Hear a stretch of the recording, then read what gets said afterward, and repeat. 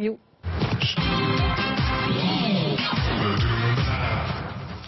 La review, c'est un des temps forts de Culture Pub et on a évidemment une pensée particulière aujourd'hui pour le fondateur de cette émission, Christian Blachas. Pour commenter ces spots, cette semaine avec nous, Bruno Talent. Vous êtes le président de la célèbre agence McCann France. Longue carrière dans la pub, on vous décrit souvent comme un pubard entrepreneur. Et avec nous également Marcel Botton, auteur de nombreux ouvrages sur les marques. Vous conseillez d'ailleurs des entreprises dans la bonne recherche du bon nom de marque. Alors on a sélectionné 4 spots pour vous cette semaine.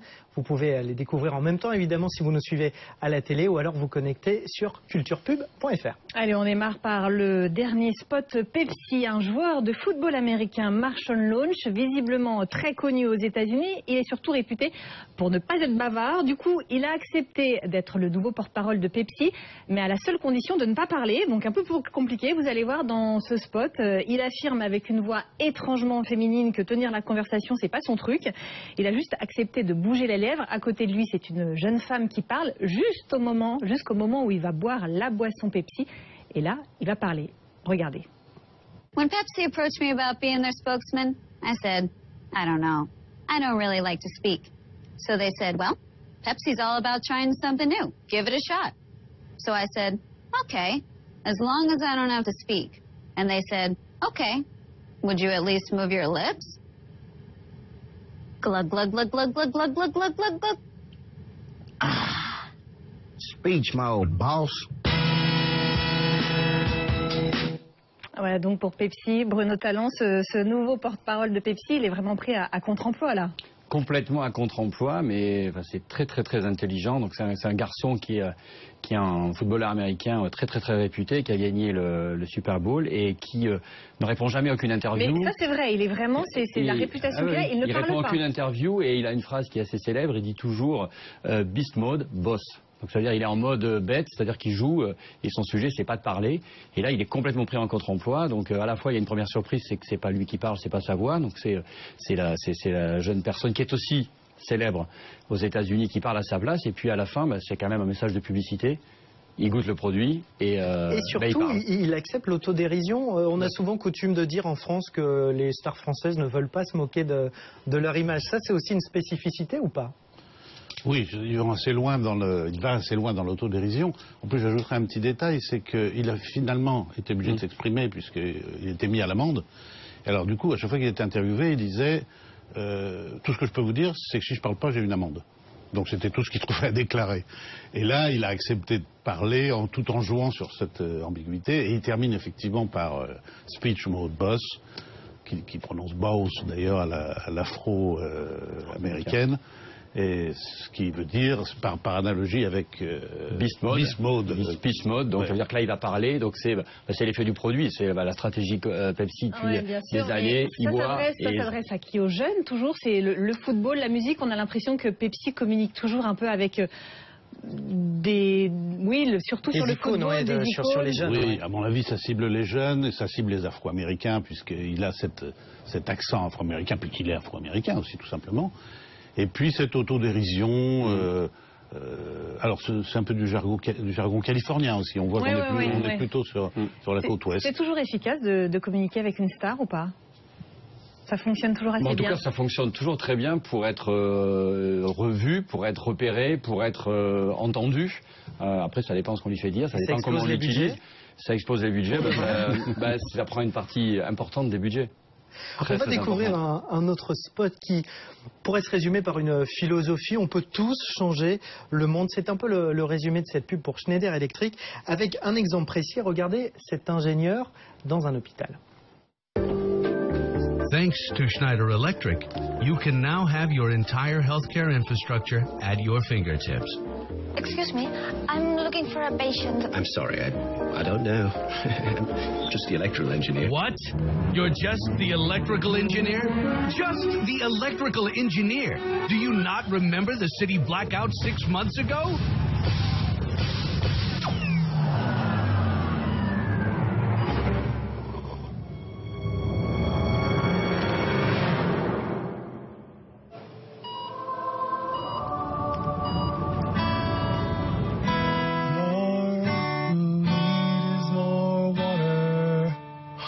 All you need is more water, water, more water, yes. All you need is more water. This is breaking news just in. The government has announced the discovery of a giant asteroid on collision course with Earth. However, they are urging the global community not to panic as a team of specialists is working on a solution as we speak. All you need is more water. All you need is more water. President?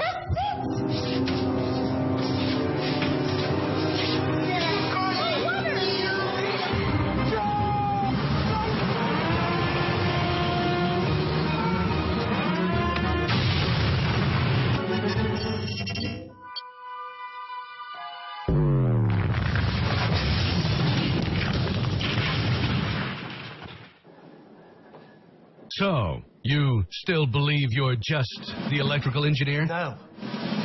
No! I am the electrical engineer.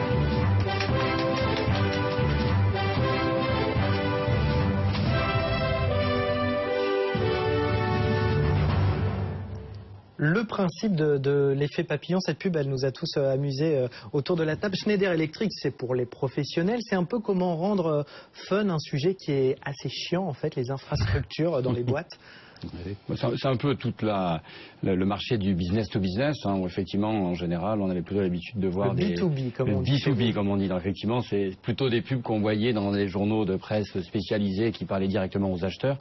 Là, finalement, c'est parler au grand public, aux utilisateurs, en mettant en scène dans quel la but, cible. Du coup, de faire parler de sa marque au-delà de ses clients directs? Il y a toujours un effet quand on communique, quand le B2B communique aux consommateurs, ça remonte toujours quand même au business puisqu'ils en entendent parler. Parce que le professionnel peut dire c'est une installation Schneider Electric et que le consommateur final dit je connais.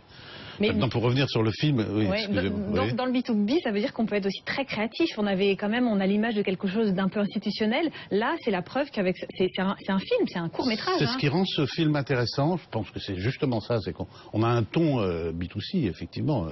Business to consumer.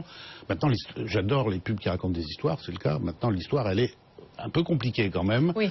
Donc, je pense qu'il faut voir le spot plusieurs fois pour bien comprendre tout ce qui se passe. Ça, c'est peut-être une légère critique. Moi, je pense que pour le coup, je pense que c'est un boulot remarquable et c'est presque un double cocorico parce que d'abord, c'est une très grande entreprise française qui est totalement internationale et qui a un succès remarquable au niveau mondial. Et c'est une agence française qui l'a fait. Je pense qu'il faut s'en féliciter. Il faut s'en féliciter. Et oui, c'est aussi une campagne et un film qui est un peu dans la grande tradition actuelle du storytelling, d'écrire des films plus comme des scénarios de marque, des scénarios publicitaires que... Oui, ce que disait Aurélie, voilà, un petit court-métrage d'ailleurs, il dure 2 minutes. D'ailleurs, c'est un film, mais c'est diffusé sur Internet, voilà, c'est un peu toute cette tendance, on le met sur YouTube, on le fait voir, on crée le buzz, et puis après... on espère que ça se diffuse. Et peut-être que ça fera un 30 secondes un jour à la télé ou au cinéma. Ouais. Allez, on va passer à Nike avec la saison des marathons qui démarre. Le groupe lance une nouvelle campagne pour encourager les coureurs à persévérer. Alors c'est la fin d'un marathon, visiblement les premiers sont arrivés depuis longtemps. On voit les derniers marathoniens traverser des rues quasi désertes, vous allez voir.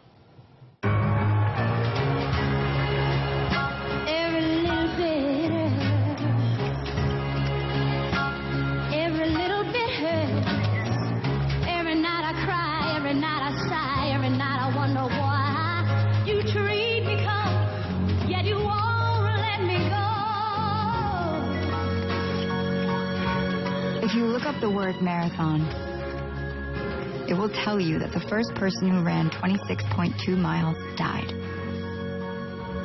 He died. And he was a runner. You are not a runner. You are especially not a marathon runner.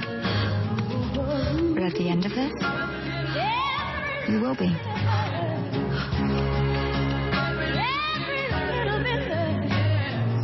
Voilà, Just Do It. On peut dire, Bruno Talent, qu'avec cette campagne, Nike est fidèle à son ADN, hein, les valeurs de persévérance.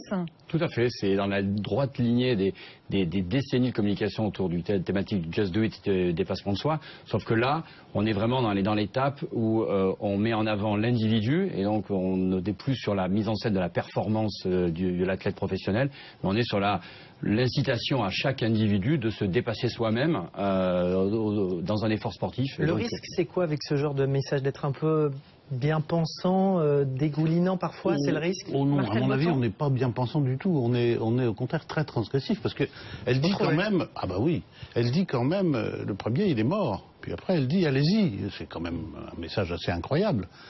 C'est le plus gros dépassement de soi, c'est se dépasser au-delà de jusqu'à mettre en péril sa santé et sa vie. C'est puissant, c'est transgressif. Marcel Botton, sur le Just Do It, Aurélie le disait, enfin ça fait des décennies, c'est une performance là aussi, une marque qui arrive à rester fidèle à cette signature. Moi je crois, et comme beaucoup de mes confrères, que c'est la persévérance, mais pas seulement sportive, la persévérance dans la communication est absolument essentielle. La très grande communication, c'est des messages qui durent depuis 10, 20, 30 ans.